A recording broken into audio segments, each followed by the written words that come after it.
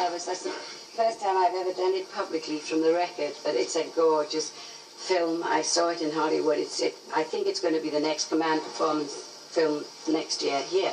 Yeah. But, I think Al Davis has done his best lyric. Isn't that marvellous? Shangri-La is, you know, it really what is there for us to find, don't you agree? Yeah. No. Now I was sentimental then, now let's forget that. But shall we get on to a new jag? Yes. What plans have you made for public work? Like you were telling me a day or two ago that you wanted to do a musical. Yes, I've been offered. As a matter of fact, we've written a musical, Mark Eden, Ernie Dunstan and I, but I've been offered. Funny enough, I had to go to America I've always wanted to do a musical in the West End, but the powers to be, or powers that are, I'd like to have done Maine, but I was next in line. It was a beautiful show. However, they are making Sunset Boulevard. It's a musical play, which makes, not a musical, but a musical play which makes the book stronger. So I was asked in Hollywood if I would play it here in England in September, and Betty Davis opens on Broadway the same night as we open here, so she opens in Broadway.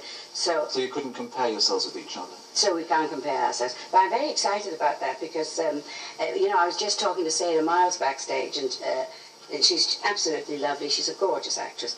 And the musical we've done, of course, if we could, I hadn't asked her this yet, but if we could get a Robert Bolt stage play on this, because the score is absolutely fantastic, it really is.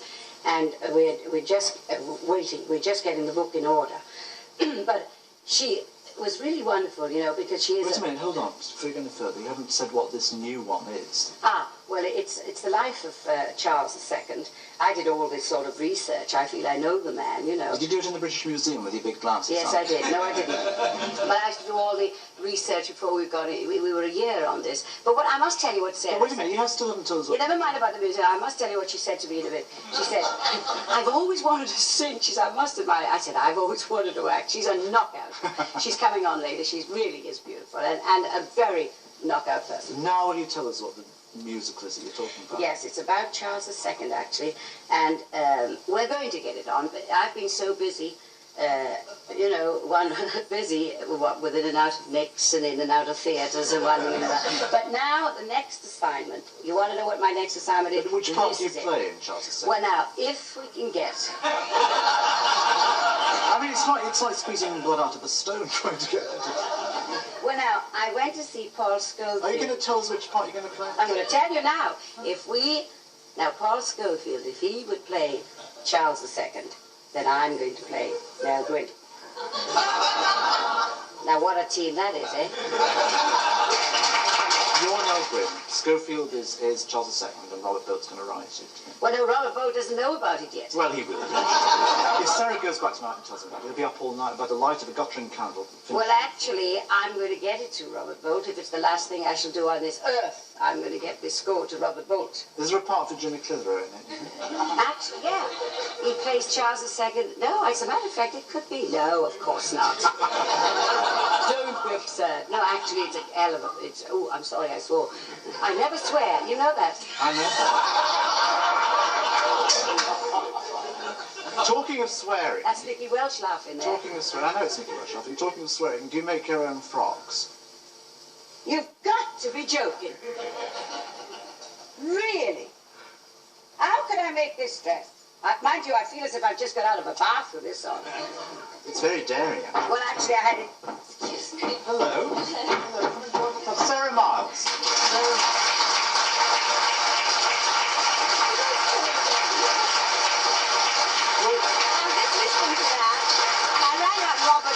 Well, hold on. Yes. She was listening to that and what? I just telephoned Robert, and he said he will write it only if he can play Charles II.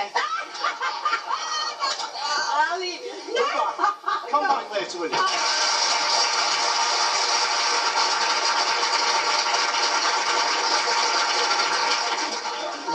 When you live deep in the heart of the country, who looks after you? I mean, you don't live with Roger Moore anymore, so who looks after you?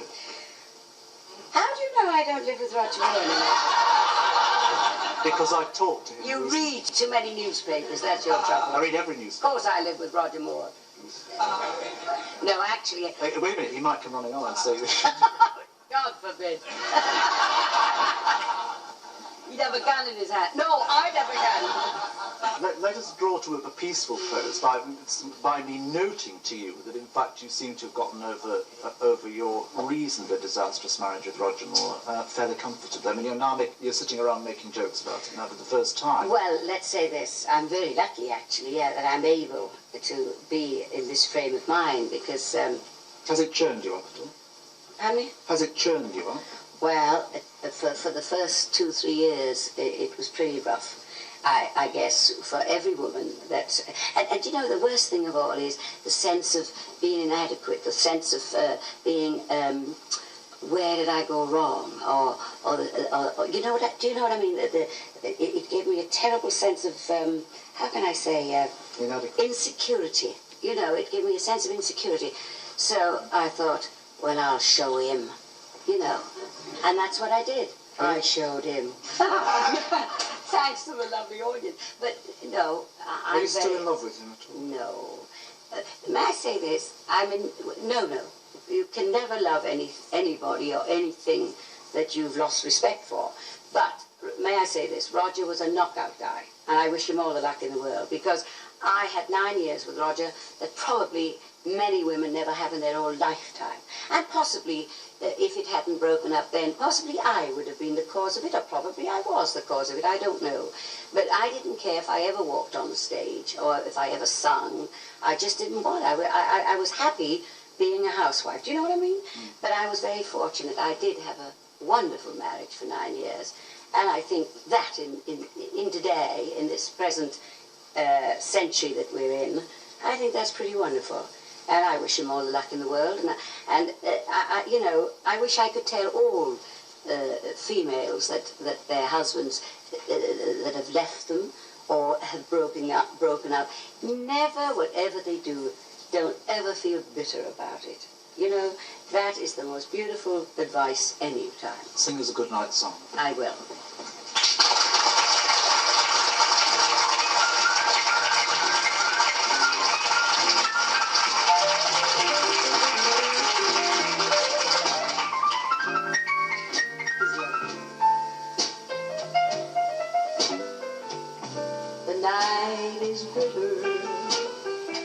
The stars have lost their glitter. The winds grow cooler. Suddenly you're older. And it's all because of the man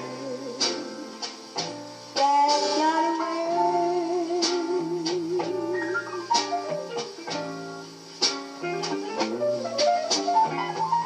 No more is he called.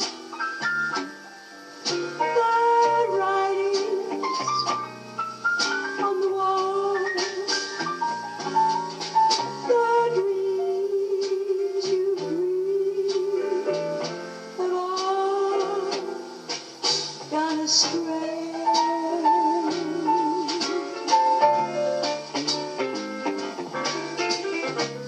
The man that won you has gone off and undone you. That great beginning has seen its final inning. Don't know what happened. It's all a crazy game.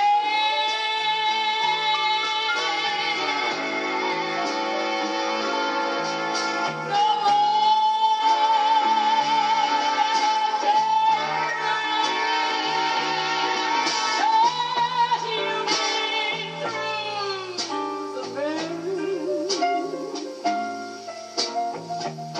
and never a new love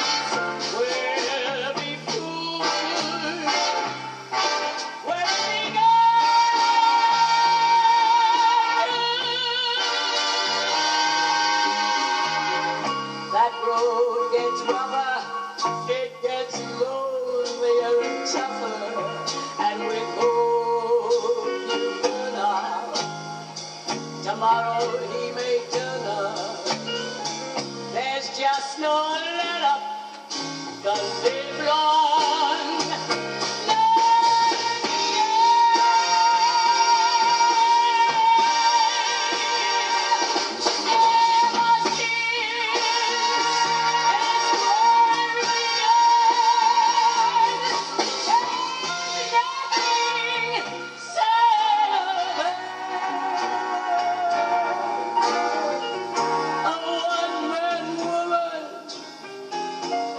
Looking for her man that got away.